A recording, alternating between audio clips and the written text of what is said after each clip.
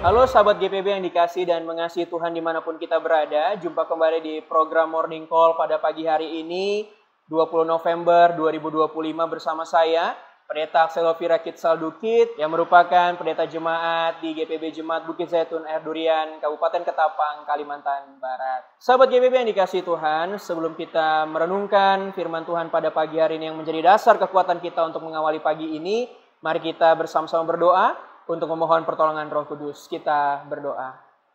Ya Tuhan yang Maha Kasih, di pagi hari yang indah ini Engkau hadirkan bagi kami kembali kekuatan dan kesehatan, bahkan nafas kehidupan, untuk kami bisa beraktivitas kembali. Ya Bapa yang Maha Kasih, dalam mengawali hari kami juga tidak lupa untuk mendasarinya dengan firman Tuhan. Untuk itu urapilah setiap kami ya Bapa, agar kiranya firman Tuhan ini boleh melekat dalam diri kami dan kami boleh menjadi pelaku firman Tuhan yang terus berkenan bagi Tuhan. Terpujilah Engkau ya Tuhan, berfirmanlah karena kami telah sedia untuk mendengarkannya. Amin. Sahabat GPB yang dikasihi Tuhan, firman Tuhan pada pagi hari ini diambil dari surat Petrus yang kedua, pasalnya yang pertama, ayat 3 hingga ayatnya yang ke-9. Saya akan bacakan bagi kita semua. Firman Tuhan menyatakan, kuasa ilahinya telah menganugerahkan kepada kita segala sesuatu yang berguna untuk hidup, yang saleh oleh pengenalan kita akan Dia yang telah memanggil kita untuk kemuliaan dan kebaikannya. Dengan jalan itu, Ia telah menganugerahkan kepada kita janji-janji yang berharga dan sangat besar, supaya olehnya kamu boleh mengambil bagian dalam kodrat ilahi dan luput dari kebinasaan yang ada dalam dunia akibat hawa nafsu.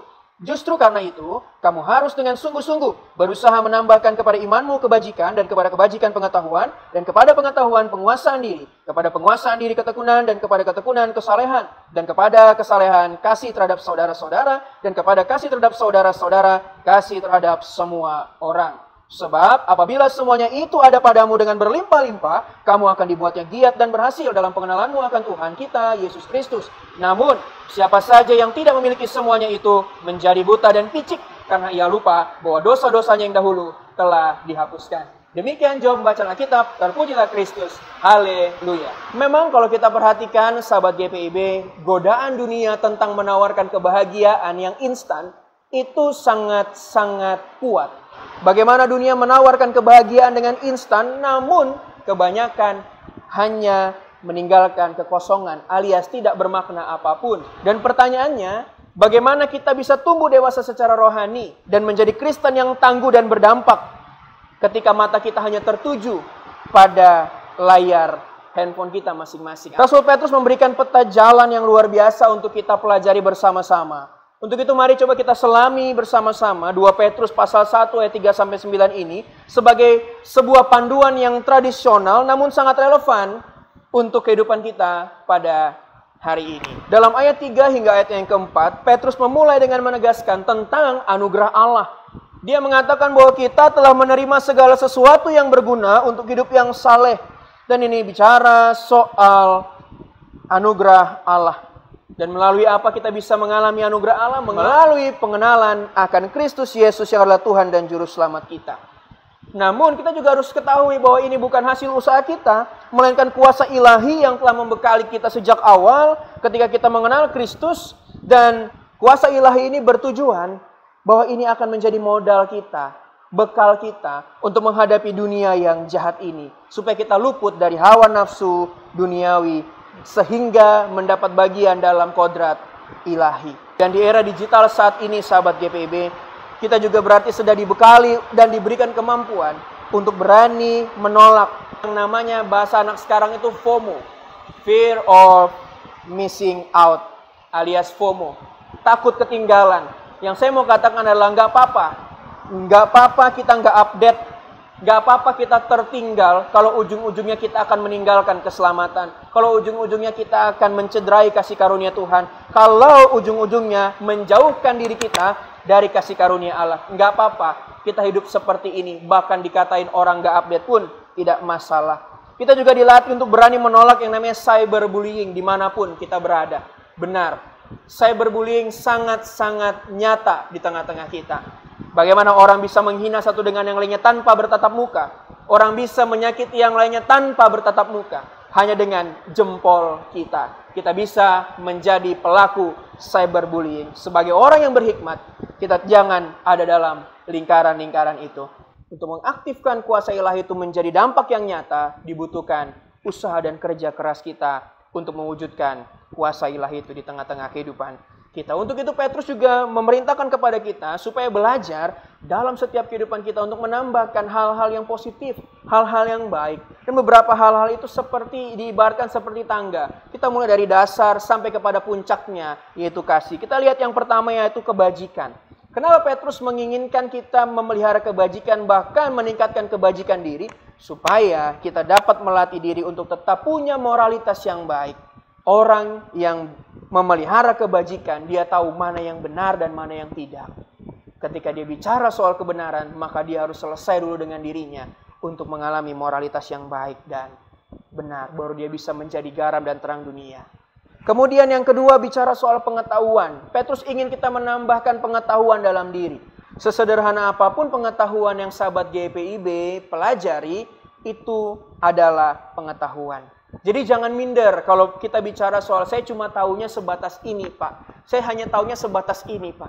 Paling tidak hidup kita dipenuhi oleh pengetahuan.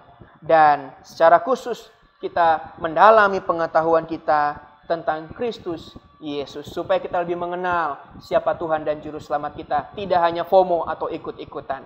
Dan yang ketiga, Petrus juga mengajak kita untuk dapat menguasai diri. Penguasaan diri itu penting, karena apa? Kita harus memegang kendali penuh diri kita terhadap godaan-godaan digital maupun godaan-godaan yang sifatnya non-digital. Karena kalau kita tidak bisa menguasai diri, kita akan berakhir pada penyesalan demi penyesalan. Dan yang keempat adalah ketekunan, soal daya tahan. Sejauh apa kita mampu bertahan dan berpegang dalam keimanan yang benar, yaitu di dalam Kristus Yesus. Kalau kita tekun, kita taat, itu kita dapat mengukur sudah sejauh mana kita taat dan tekun, bahkan berpegang dan bertahan dalam keimanan yang benar, yaitu di dalam Kristus. Yang kelima adalah kesalehan. Ini bicara soal hidup kita harus terus berpusat pada Allah. Sekalipun di tengah tantangan zaman saat ini, sahabat GPB, yang kadangkala justru hidup kita ini dituntut atau bahkan dihasut ya untuk berpusat pada gadget kita masing-masing, pada handphone kita masing-masing. Bukan lagi pada Allah, tapi pada teknologi yang kita rasakan saat ini. Bangun tidur, lihat handphone, bukan berdoa. Itu merupakan sebuah contoh kecil. Kita melupakan Tuhan sebagai pusat kehidupan kita. Dan yang keenam, kasih akan saudara.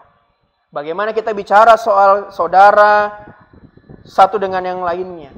Yaitu bicara juga soal kita diajak untuk membangun komunitas atau persekutuan yang sehat.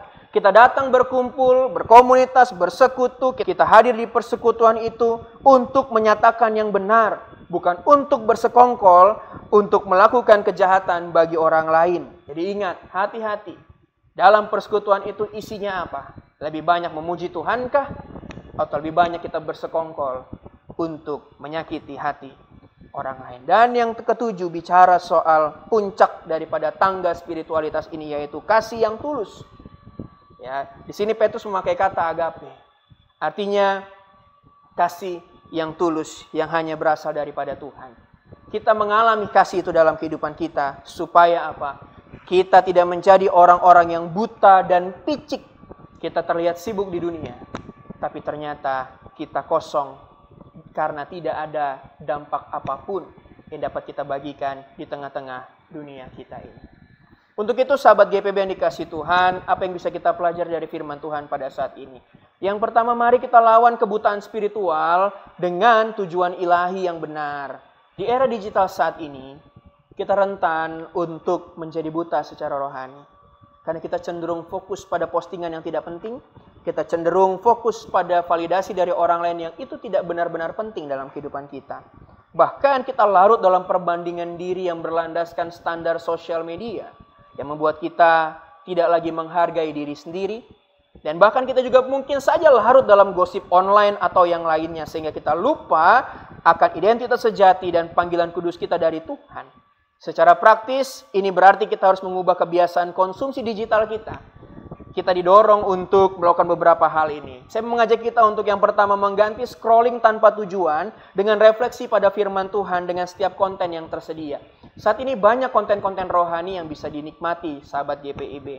Maka daripada kita scrolling yang gak jelas, mari kita cari konten-konten yang mendukung pertumbuhan pendewasaan rohani kita masing-masing.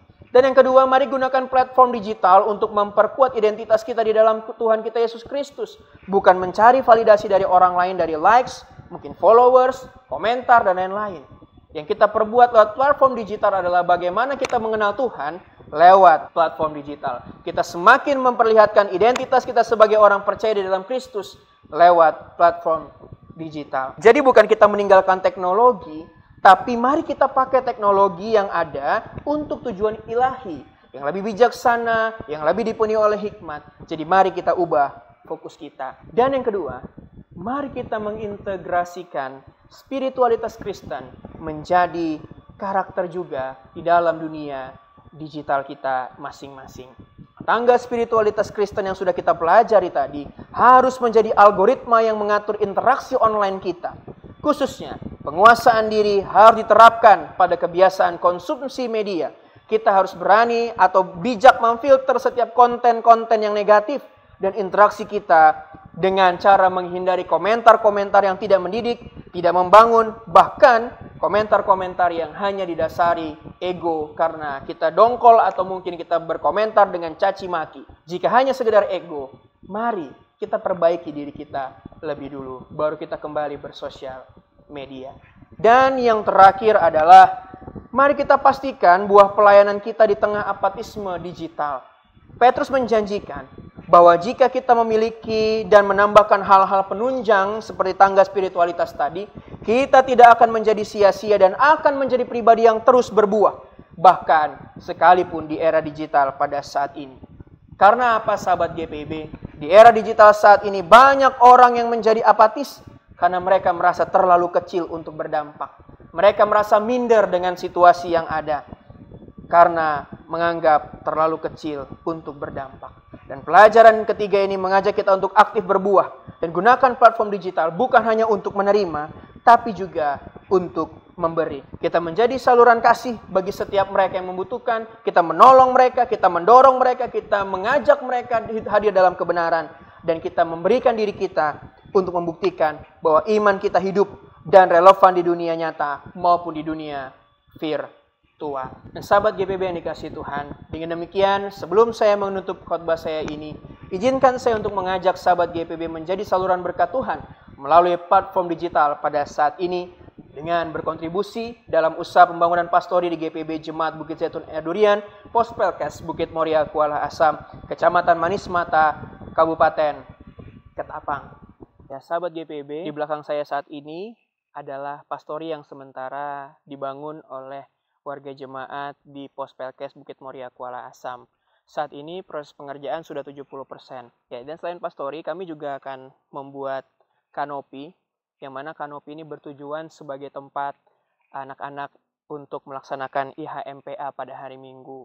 Karena pasca pastori yang lama dibongkar, maka mereka tidak punya tempat lagi untuk beribadah bersama-sama pada hari Minggu. Untuk itu, besar harapan kami, pastori dan juga kanopi ini bisa selesai di dalam waktu yang bersamaan. Karena cukup prihatin juga kalau kita membiarkan anak-anak kita beribadah setiap hari Minggu tuh di luar gereja dan kadang di samping gereja, dan kalau cuaca hujan maka mereka pindah di depan teras gereja, dan itu membuat kami berupaya semaksimal mungkin untuk bisa menyelesaikan pastori dan juga kanopi itu dengan sesegera mungkin. Namun dalam realitanya kami juga sadar bahwa kami dalam keterbatasan, kami juga butuh topangan, dukungan dari Bapak Ibu sekalian yang berada di sana, yang menyaksikan program Morning Call ini, agar kiranya kita dapat saling menopang untuk membantu penyelesaian pastori dan juga kanopi ini sesegera mungkin. Jika Bapak Ibu berminat untuk menopang kami, dapat mengirimkan bantuan atau aksi donasinya ke nomor rekening yang tertera. Dan jika Bapak Ibu ingin melihat proposal kami, dapat memindai barcode yang ada di layar Bapak Ibu masing-masing. Kiranya Tuhan Yesus Sang Kepala Gereja senantiasa memberkati kerja layan kita, dalam pekerjaan kita masing-masing, dalam keluarga kita masing-masing, dan secara khusus dalam pelayanan kita masing-masing. Tuhan Yesus memberkati. Soli Deo Gloria. Sahabat GPIB, ingat, jangan biarkan era digital menghambat pertumbuhan pendewasaan rohani Anda. Tapi mari kita nikmati kemajuan teknologi, era yang baru ini, era yang akan terus kita hidupi ini, dengan tetap fokus pada tujuan ilahi Tuhan. Kekuatan sudah tersedia, kini giliran Anda untuk bertumbuh bersama-sama. Kiranya Tuhan Yesus Sang Kepala Gereja senantiasa memberkati kita sekalian. Amin. Sahabat GPB yang dikasih Tuhan, mari kita berdoa, menaikkan rasa syukur serta harapan kita pada pagi hari ini. Kita berdoa. Ya Tuhan yang Maha Kasih, kami bersyukur atas lawatan firman Tuhan kembali mengingatkan kami untuk tetap memiliki hati yang sungguh-sungguh mau mengenal Tuhan. Hati yang sungguh-sungguh mau hidup di dalam Tuhan. Tuhan, kami sadar bahwa tantangan zaman saat ini semakin hari semakin jahat. Tapi kami yakin dan percaya Bapa, bersama dengan tuntunan Tuhan, kami akan senantiasa dipelihara dan dijaga bahkan disertai untuk tetap jalan pada kebenaran yang Tuhan telah tentukan. Kiranya Tuhan dengan kuasa Roh Kudus Tuhan kami senantiasa dimampukan untuk dapat memiliki hal-hal positif, hal-hal baik tadi yang boleh menjadi kekuatan kami, boleh menjadi sumber semangat kami menjalani hari-hari kami untuk tetap menjadi pengikut-Mu yang setia, bahkan menjadi kebanggaan Tuhan. Ya Tuhan, saat ini kami akan melanjutkan aktivitas kami. Tuhan berkati kami dalam setiap lingkup pekerjaan kami, usaha kami, pendidikan kami, apapun yang sedang kami kerjakan dan kami lakukan pada saat ini Tuhan.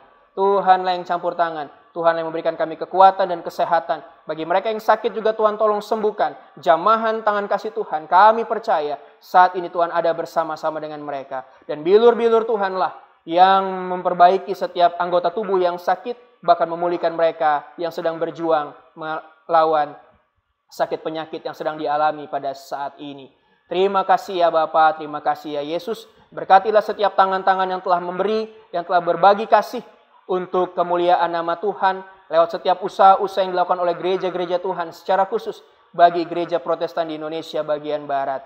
Dan kiranya ya Tuhan, apapun yang telah diberikan, yang telah dibagikan ini boleh menjadi berkat yang luar biasa indah untuk hormat dan kemuliaan nama Tuhan. Terima kasih ya Bapa, terpujilah Engkau Kristus. Di dalam nama Yesus kami telah berdoa dan mengucap syukur pada pagi hari yang indah ini. Amin. Sahabat GPB yang dikasih Tuhan, sampai bertemu lagi di Morning Call selanjutnya. Tuhan Yesus memberkati kita semua. Bye-bye.